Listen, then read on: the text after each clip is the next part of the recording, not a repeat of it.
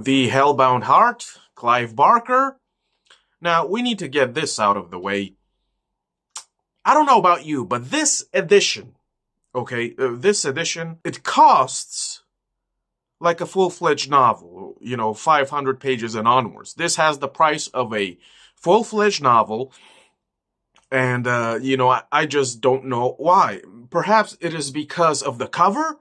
Perhaps it is because of its notoriety, because of its reputation. I don't know. But to me, the price does not justify the content. Okay? Not to say that the content is superficial or lacking or lackluster. Now, I would say that the Hellbound Heart isn't a novel, okay? This is not a novel, folks. This, I would say, and I don't mean to upset any fans or something like that, but this is not a novel, and I would say this is not even a novella. The Hellbound Heart is, at best, a short story that goes on a little bit longer. Okay, and this is not criticism by any means. It's just that, with all of its positive qualities, this so-called novel, this would-be novel, just fails in certain areas. Okay, this book to me does not have all of the ingredients, all of the components to be classified as a novel. It's just too short. Okay? Even a novella has more meat on its bones than this book. This is a short story that goes on a little bit longer. Now, that doesn't mean that it's bad. Far from it. I actually enjoyed most of it. Okay, there are some good ideas here. There are things in this book that just inspire me, that leave me in awe, and I understand why it has perhaps such a reputation. Of course, the characters in particular are a bit flimsy. After a while, the story around them is basically, Julia does this, Kirsty does this. I forget what the male character's name is. This is essentially the story. It mostly revolves around this house, which is fine, but after a while, it becomes a bit tedious. It becomes a bit repetitive, and I'm just like, I wish that Clive Barker would have done something more with all of these characters. And let me tell you this, I actually enjoy the relationship dynamics of these characters, Julia and her new husband, and Kirsty and perhaps Frank. There's something there. There is a tension. There is something, and I wish that the author would have done something more with these relationships other than, Kirsty is a bit of a downer. Julia is a bit of a snob. Her husband, I forgot his name. He is, he's basically a non-entity. And Frank, oh boy, dear old Frank. Okay. But I really have to talk about this because this seems to be the essential. Okay, I have to talk about the box, the lament box, the music box, whatever you want to call it, the puzzle box. Okay, because there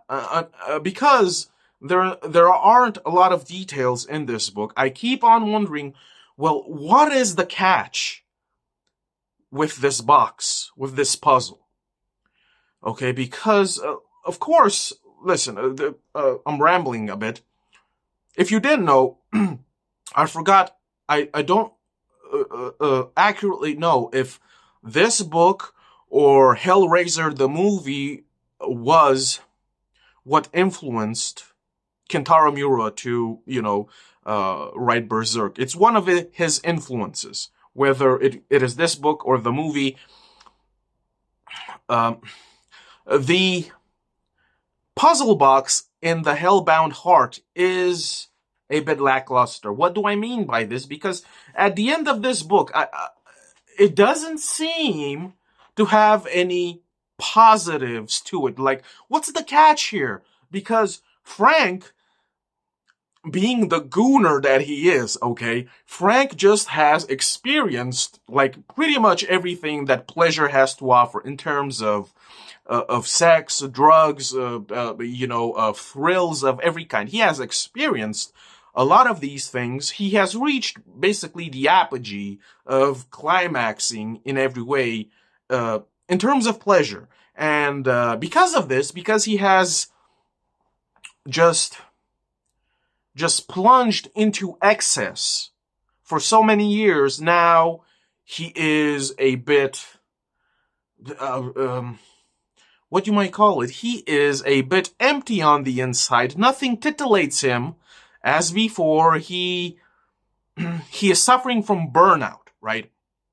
And so he has found this puzzle box and he solves it, and these cenobites appear, and they basically give him another. They subject him to another pedestal of sensation that he cannot even fathom, right? So now, because he is granted this gift, he can see, he can perceive differently, he feels more intensely, he hears more intensely, he tastes, he smells more intensely. Like, it's like all of his senses, his 5 senses, have been upgraded to the max, and he is overcome, he is overwhelmed, overpowered, he almost goes insane. And then later on, we find out that because he has solved the puzzle box, he has been imprisoned in a pocket dimension, and this pocket dimension also is in the house.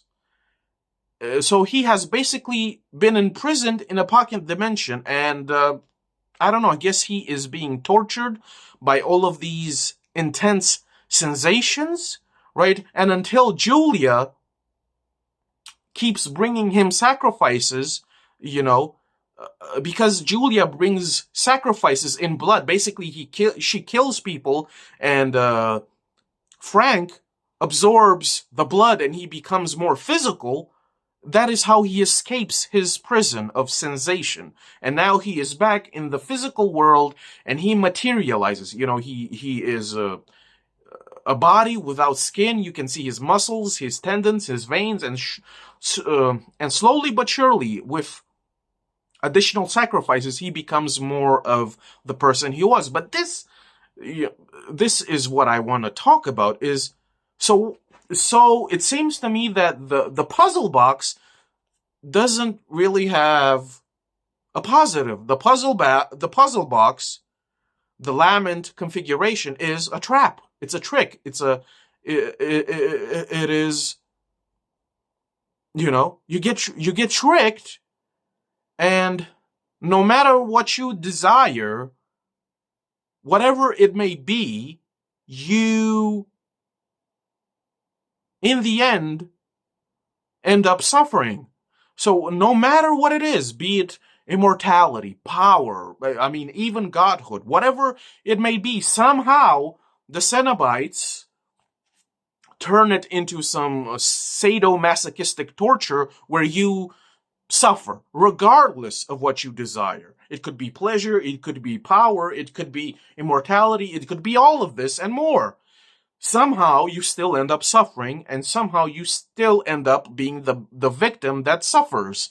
And I'm like, so what is the catch here? The catch is that there is no catch. Or I should say that the catch is, if you're dumb enough to believe the stories that if you solve the puzzle box, you become a god or whatever, you deserve to be punished. So this is basically the actual catch. The catch-22 of the puzzle box. There is no positive. You do not get your wishes fulfilled. You get cooked. If you solve the puzzle box, you're cooked. you're cooked, you're done for. And I'm just like, well, that kind of makes sense because these cenobites are kind of demons, let's be honest. But it's just like,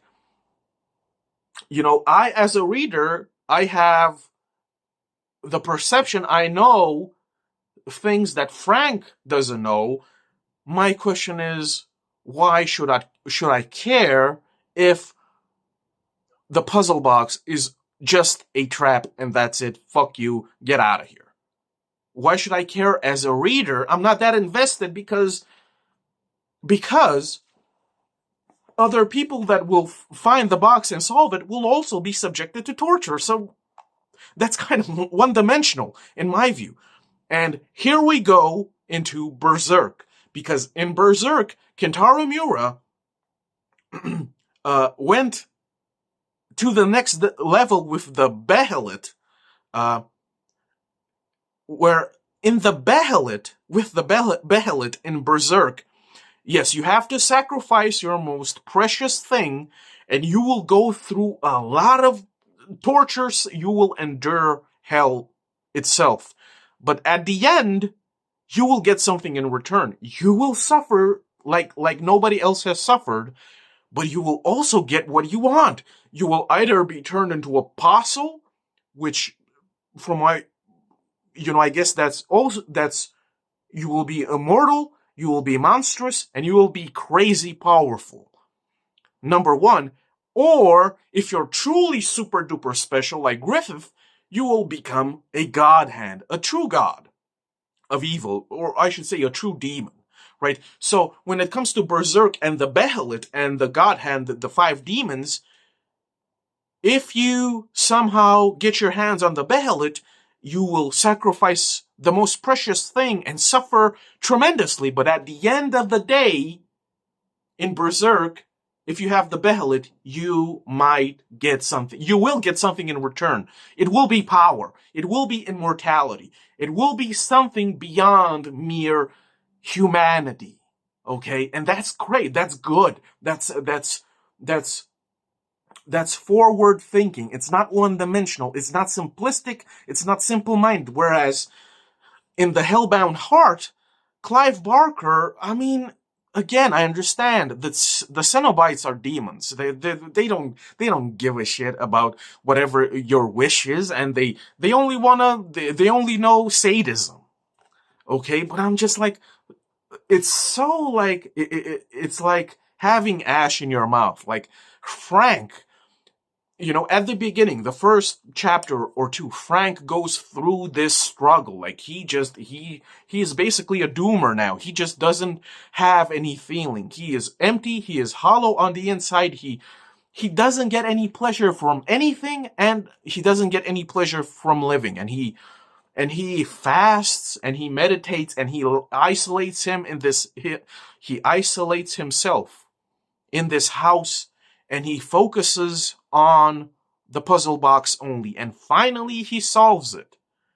And what he gets in return for all of this is imprisonment and torture, right? Because he had the audacity to demand, something from the cenobites. And if it weren't for Julia stepping in, Frank would have suffered for eternity in his pocket dimension, feeling all of these crazy sensations. And I'm just like, I understand. It's like a monkey paw thing. It's like you fuck around and you find out type of thing. I understand, but it's still just, it's a bit lackluster. I wanted more from this puzzle box. I wanted it to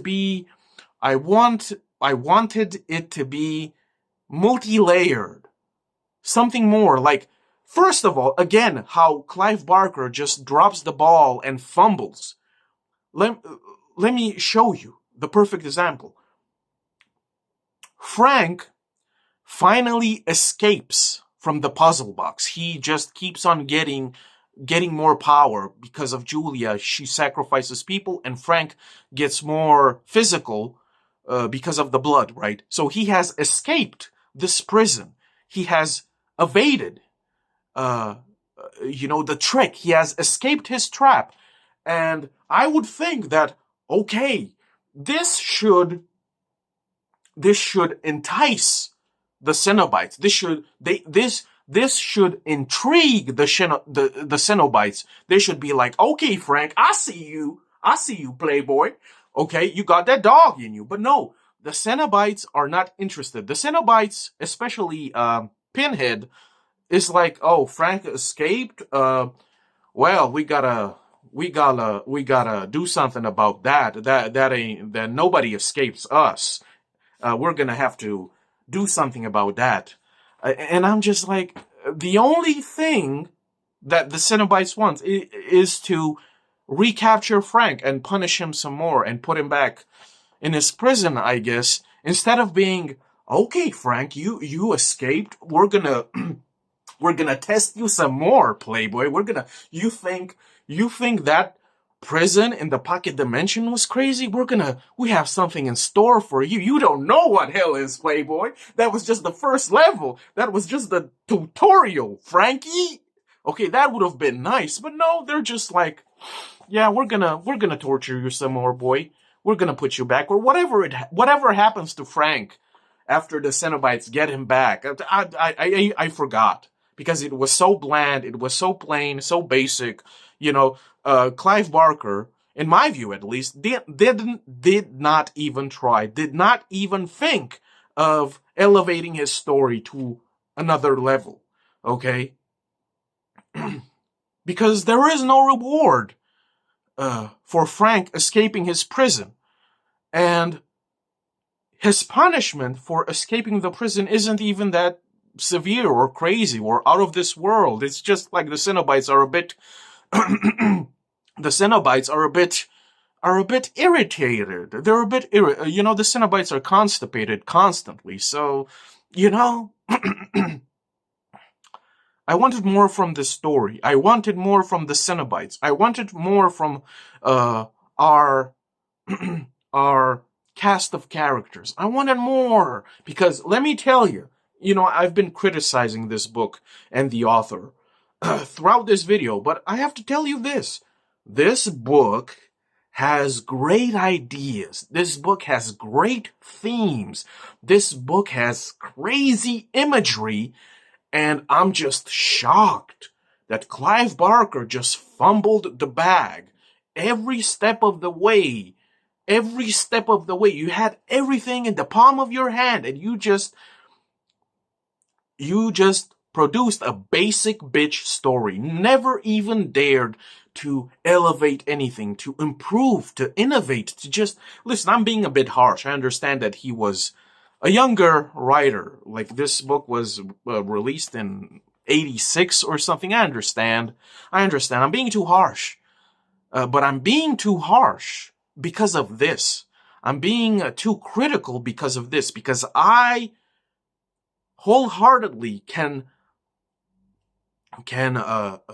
notice and spot all of the gems in this book. All of the potential. This book had crazy potential to be a masterpiece of epic proportions if Clive Barker dared to cross the Rubicon and do something more with it.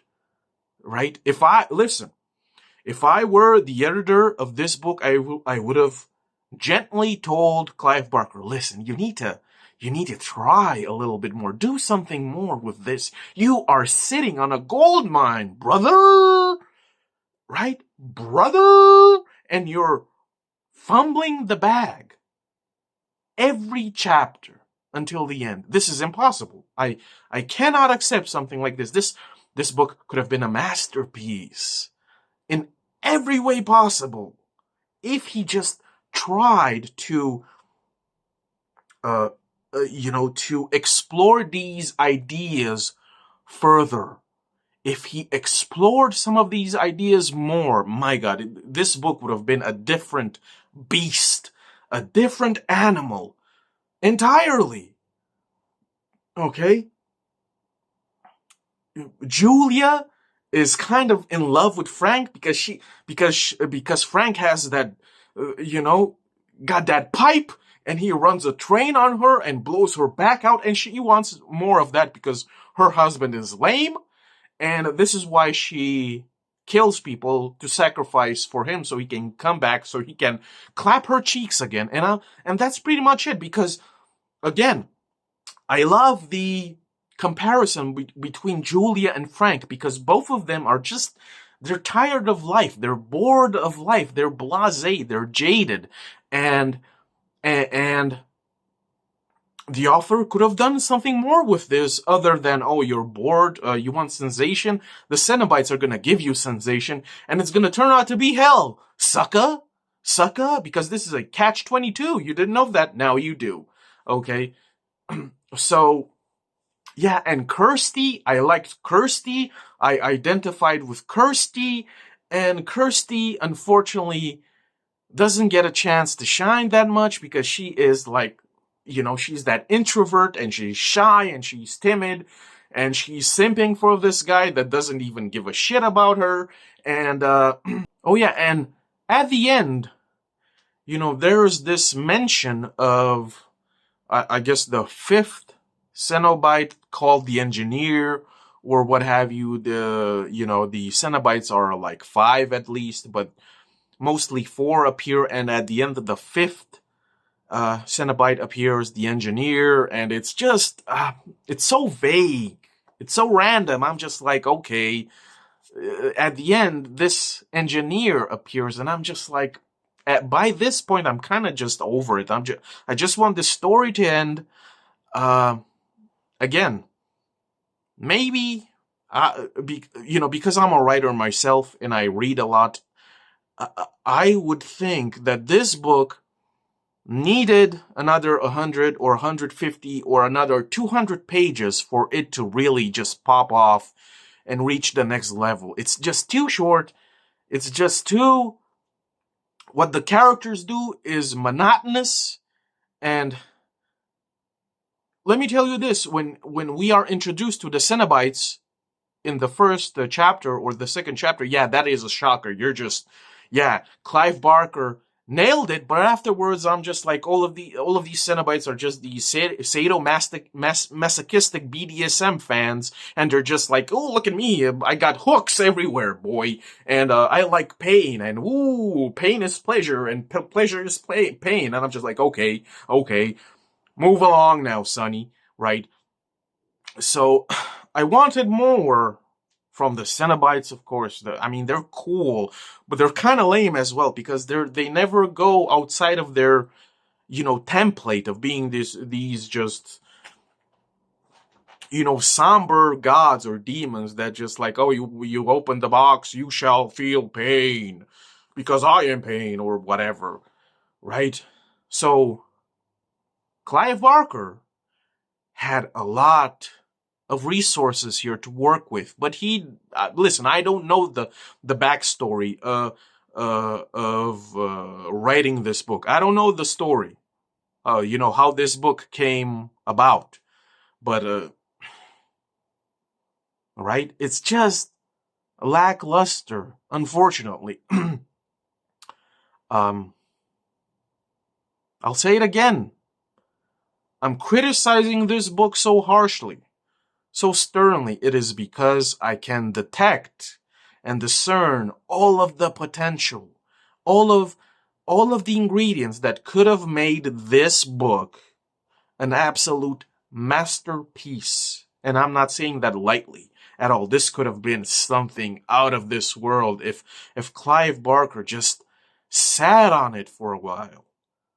Okay, if he sat on it for a while and contemplated certain things, he could have produced something far superior in every way possible. Okay? And I will end it with this. It seems to me that he had a couple of basic ideas. Cenobites, BDSM, leather, pain is pleasure, puzzle box, characters are empty hollow, they want, superior pleasure, let's go with it. And that's it. He never strived to explore all of these ideas further in depth, and that's unfortunate, but, it is what it is. That's about it. If you enjoy this content, if you want to support your boy, I got a few books on Amazon. The link will be down below. If the link does not work, you can search my name, Griffith Samsara. Thanks for watching. Keep on reading good books. See ya.